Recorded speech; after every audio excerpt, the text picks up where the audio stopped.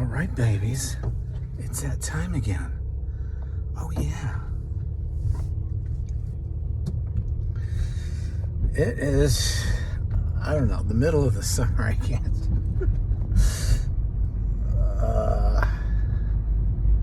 It's a Saturday. Let's say that. And it's kind of gloomy out. So we got to create our own sunshine. Oh, yeah. And,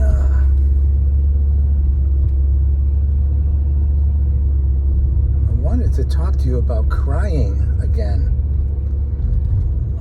And just having the Lord's heart for certain things.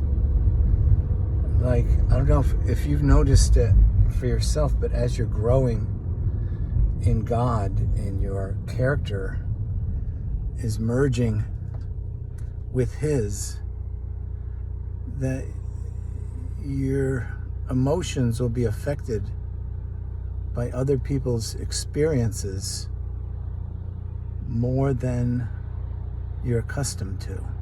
Are you finding that? I am. Just yesterday, I think I had 3 near crying episodes. I can't remember what they were about, but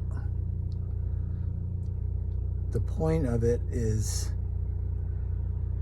rejoicing with others. Oh, I remembered now. Rejoicing with others' experience to the point that you're so thankful that you're observing it, that it brings tears to your eyes. And so one of the ones that happened yesterday for me was listening to Phil Collins' son's music, Simon Collins. And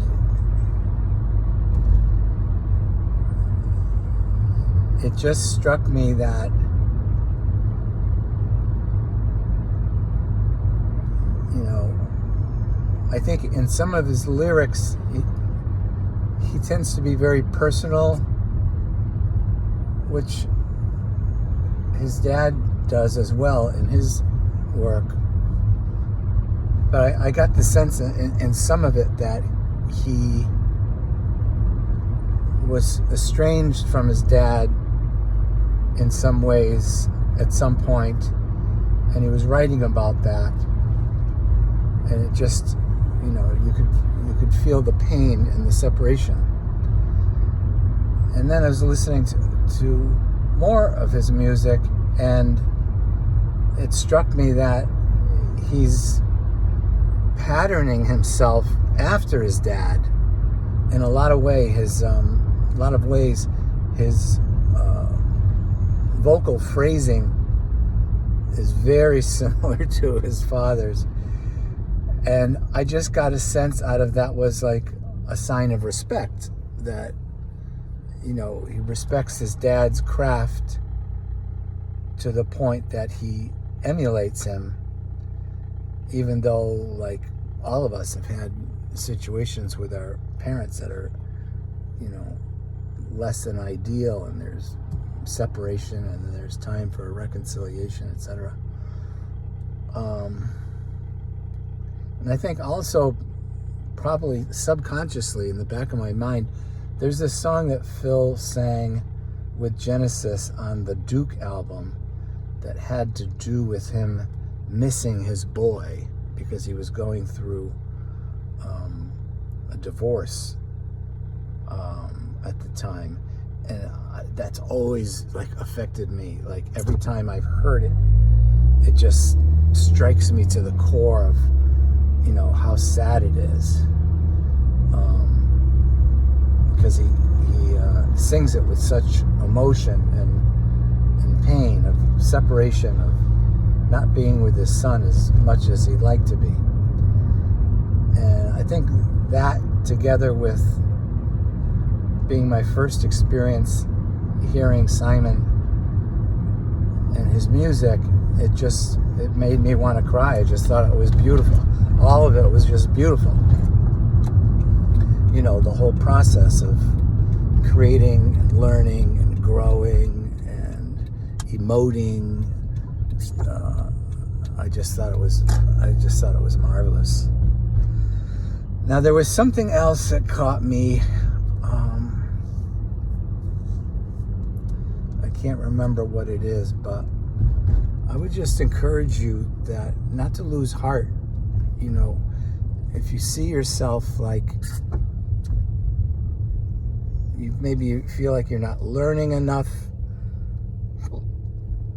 you feel like your rate of growth is slowed down or anything like that, I would encourage you to pay attention to where your emotions are at, because it could be that God is sharing his heart with you so that you are becoming one with him. And you might be looking for, like, mentally, like something to learn, you know, a new way of perceiving things, you know, adopting God's perspective. And sometimes, you know, we focus on a certain aspect of our growth more than, or so much that we neglect to acknowledge what's going on in our heart. And I'm just really thankful for that. Every time that happens, I just thank God that he's giving me evidence of making me one with him so that I can cry as he cries. And when I see devastation, I can be affected by it the way he is. Rather than, you know, I think our human propensity is to maybe shun it because it's so devastating. We don't want to consider it, or it's so, the suffering is so vast that we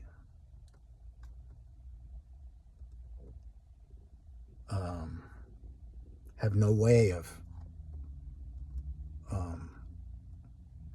fathoming it.